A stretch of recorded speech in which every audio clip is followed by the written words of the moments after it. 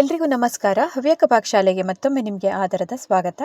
ಇವತ್ತು ನಾನು ಮಾಡ್ತಿರುವಂತಹ ರೆಸಿಪಿ ಬಂದು ಸ್ವೀಟ್ ಅಂತಲೂ ಹೇಳ್ಬೋದು, ಅಥವಾ ಇದನ್ನು ಬಿಸ್ಕೆಟ್ ಅಂತಲೂ ಕರಿಬೋದು, ಸ್ನ್ಯಾಕ್ಸ್ ಅಂತಲೂ ಹೇಳ್ಬೋದು. ಒಟ್ಟಿನಲ್ಲಿ ಬಹಳ ಅಂದರೆ ಅಷ್ಟು ಸಾಫ್ಟ್ ಆಗಿರುವಂತಹ ಒಂದು ಸ್ನ್ಯಾಕ್ಸ್ ರೆಸಿಪಿ ಅಂತ ಹೇಳ್ಬೋದು. ಇದನ್ನು ಮಕ್ಕಳಿಂದ ಹಿಡಿದು ದೊಡ್ಡವರೆಲ್ಲರೂ ಇಷ್ಟಪಡುವಂತಹ ಒಂದು ಸ್ವೀಟ್ ರೆಸಿಪಿ ಇದು. ಬನ್ನಿ ಹಾಗಾದರೆ ಇವತ್ತಿನ ವಿಡಿಯೋವನ್ನು ಸ್ಟಾರ್ಟ್ ಮಾಡೋಣ. ಈ ಸ್ನ್ಯಾಕ್ಸ್ ರೆಸಿಪಿಯನ್ನು ಹೇಗೆ ಮಾಡೋದು ಅಂತ ನೋಡ್ಕೊಂಡು ಬರೋಣ. ಮೊದಲಿಗೆ ಇಲ್ಲೊಂದು ಮಿಕ್ಸಿಂಗ್ ಬೌಲನ್ನು ತಗೊಂಡಿದ್ದೀನಿ. ಅದಕ್ಕೆ 1 ಕಪ್ ಆಗುವಷ್ಟು ಗೋಧಿ ಹಿಟ್ಟನ್ನು ಹಾಕ್ಕೊಂಡಿದ್ದೀನಿ. ಆಮೇಲೆ ಇಲ್ಲಿ ನಾನು ತಗೊಂಡಿರುವಂಥದ್ದು ಅರ್ಧ ಕಪ್ ಆಗುವಷ್ಟು ಚಿರೋಟಿ ರವೆ, ಅಂತಂದರೆ ಫೈನ್ ಆಗಿರುತ್ತೆ ನೋಡಿ ರವೆ, ಅದನ್ನು ಹಾಕ್ಕೊಂಡಿದ್ದೀನಿ. ಅರ್ಧ ಕಪ್ ಆಗುವಷ್ಟು ಹಾಕ್ಕೊಳ್ಬೇಕು. ಉಪ್ಪಿಟ್ಟು ರವೆ ಎಲ್ಲ ಅಂತೀವಲ್ಲ, ಅದಕ್ಕಿಂತನೂ ಫೈನ್ ಆಗಿರುತ್ತೆ ಅದು. ಈಗ ನೆಕ್ಸ್ಟ್ ಇಲ್ಲಿ ಅರ್ಧ ಕಪ್ ಆಗುವಷ್ಟು ಮೈದಾ ಹಿಟ್ಟನ್ನು ಕೂಡ ಹಾಕ್ಕೊಂಡು ಸ್ವಲ್ಪ 2 ಚಮಚ ಆಗುವಷ್ಟು ತುಪ್ಪವನ್ನು ಇಲ್ಲಿ ಹಾಕ್ಕೊಂಡಿದ್ದೀನಿ. ಮತ್ತು ಇಲ್ಲಿ ಈಗ ಸಕ್ಕರೆ ಪುಡಿಯನ್ನು ಹಾಕ್ಕೊಳ್ಬೇಕು. ನೀವು ನಿಮ್ಮ ಸಿಹಿಗೆ ಅನುಗುಣವಾಗಿ ಹಾಕ್ಕೊಳ್ಬೋದು. ಸಕ್ಕರೆ ಪೌಡರನ್ನು ನಾನಿಲ್ಲಿ 3/4 ಕಪ್ ಆಗುವಷ್ಟು ಹಾಕ್ಕೊಂಡಿದ್ದೀನಿ. ಇನ್ನು ಪಿಂಚ್ ಆಗುವಷ್ಟು ಅಡುಗೆ ಸೋಡಾವನ್ನು ಹಾಕ್ಕೊಳ್ಬೇಕಿಲ್ಲಿ. 2 ಪಿಂಚ್ ಆಗುವಷ್ಟು ನಾನೀಗ ಅಡುಗೆ ಸೋಡಾವನ್ನು ಹಾಕ್ಕೊಂಡಿದ್ದೀನಿ. ಮತ್ತು ರುಚಿಗೆ ತಕ್ಕಷ್ಟು ಉಪ್ಪನ್ನು ಕೂಡ ಹಾಕ್ಕೊಂಡು ಸರಿಯಾಗಿ ಇದನ್ನು ಮಿಕ್ಸ್ ಮಾಡ್ಕೊಳ್ಬೇಕು. ನೀವು ಇದನ್ನು ಹೀಗೆ ಮಿಕ್ಸ್ ಮಾಡ್ಕೊಳ್ಳೋ ಬದಲು ಜರಡಿ ಹಿಡ್ಕೊಂಡಾದರೂ ಇದನ್ನು ಸರಿಯಾಗಿ ಕಲಿಸ್ಕೊಳ್ಬೋದು. ಆವಾಗ ಈವನ್ ಆಗಿ ಮಿಕ್ಸ್ ಆಗಿ ಸಿಗುತ್ತೆ, ಅಡುಗೆ ಸೋಡಾವನ್ನು ಕೂಡ ಹಾಕಿರೋದ್ರಿಂದ. ಇನ್ನು ಕೊನೆಯಲ್ಲಿ ಸ್ವಲ್ಪ ಇದಕ್ಕೆ ಏಲಕ್ಕಿ ಪೌಡ್ರನ್ನು ಫ್ಲೇವರ್ಗೋಸ್ಕರ ಆ್ಯಡ್ ಮಾಡಿದ್ದೀನಿ. ಇನ್ನು ಏಲಕ್ಕಿ ಪೌಡ್ರನ್ನು ಕೂಡ ಹಾಕಿ ಒಮ್ಮೆ ಕಲಸಿ ಆದ ನಂತರ ಇಲ್ಲಿ ಕುದಿಸಿ ಆರಿಸಿರುವಂತಹ ಹಾಲನ್ನು ಇಲ್ಲಿ ಹಾಕಿ ಕಲಿಸ್ಕೊಳ್ಬೇಕಾಗತ್ತೆ.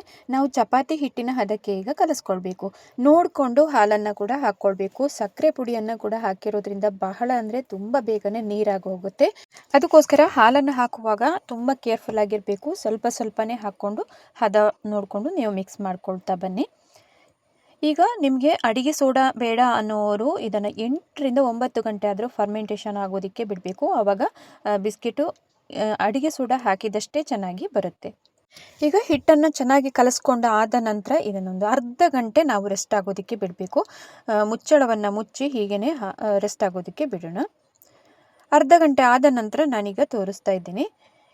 ಇನ್ನೀಗ ಒಮ್ಮೆ ಅಷ್ಟೇ ಜಸ್ಟ್ ಒಂದು ಕೈಗೆ ಒಂದು ಸ್ವಲ್ಪ ಅಂಟ್ಕೊಳುತ್ತೆ ಅಂತ ಆದರೆ ತುಪ್ಪವನ್ನಾದರೂ ಹಾಕ್ಕೊಳ್ಬೋದು. ಬಟ್ ಈಗಾಗಲೇ ಚಿರೋಟಿ ರವೆ ಎಲ್ಲ ಚೆನ್ನಾಗಿ ನೆಂದಿರುತ್ತೆ, ನೋಡ್ಬೋದು ನೀವೀಗ. ಕೈಗೆ ಒಂದು ಸ್ವಲ್ಪ ತುಪ್ಪವನ್ನು ಹೀಗೆ ಹಾಕ್ಕೊಂಡು ಸಣ್ಣ ಸಣ್ಣ ಉಂಡೆಗಳನ್ನಾಗಿ ಈಗ ಮಾಡ್ಕೊಳ್ಬೇಕು. ಉಂಡೆಯನ್ನಾಗಿ ಮಾಡಿ ಇದನ್ನು ಸ್ವಲ್ಪ ಪ್ರೆಸ್ ಮಾಡಿದರೆ ಸಾಕು. ನೋಡಿ, ಕೈಯಿಂದ ನಾನೀಗ ತೋರಿಸ್ತೀನಿ ನೋಡಿ. ಹೀಗೆ ಪ್ರೆಸ್ ಮಾಡಿ ಪ್ರತಿಯೊಂದನ್ನು ಕೂಡ ಅದೇ ರೀತಿಯಾಗಿ ಮಾಡಿ ಇಟ್ಕೊಳ್ಬೇಕು. ನೀವು ಯಾವ ಶೇಪಲ್ಲಿ ಕೂಡ ಮಾಡ್ಕೊಳ್ಬೋದು. ಬಟ್ ನಿಮಗೆ ಬೇಯಬೇಕಾದ್ರೆ ಅದು ತುಂಬ ನಾವು ದಪ್ಪ ಮಾಡಿತು ಅಂತಂದರೆ ಬೇಯಲಿಕ್ಕೂ ಟೈಮ್ ತಗೊಳುತ್ತೆ. ಆಮೇಲೆ ಒಳಭಾಗದಲ್ಲೆಲ್ಲ ಅಷ್ಟು ಚೆನ್ನಾಗಿ ಬೆಂದು ಸಿಗಲ್ಲ. ಈಗ ನಾನಿಲ್ಲಿ ಎಲ್ಲವನ್ನು ಕೂಡ ಉಂಡೆಯನ್ನಾಗಿ ಮಾಡಿ ನಾನು ಹದ ಮಟ್ಟಿಗೆ ಪ್ರೆಸ್ ಮಾಡಿಕೊಂಡು ಇಟ್ಕೊಂಡಿದ್ದೀನಿ. ನೀವು ನೋಡ್ತಿರ್ಬೋದು ವಿಡಿಯೋದಲ್ಲಿ. ಆ ಥರನೇ ಎಲ್ಲವನ್ನು ಕೂಡ ಮಾಡಿ ಇಟ್ಕೊಳ್ಳಿ. ಇನ್ನು ಕಾದಿರುವಂತಹ ಎಣ್ಣೆಯಲ್ಲಿ ಒಂದೊಂದಾಗಿ ಇದನ್ನು ಬಿಸ್ಕೆಟನ್ನು ಕರೆದು ತಗೊಳ್ಳೋಣ. ಆಗಲೇ ಎಣ್ಣೆಯನ್ನು ಬಿಸಿಗೆ ಇಟ್ಕೊಂಡಿದ್ದೀನಿ.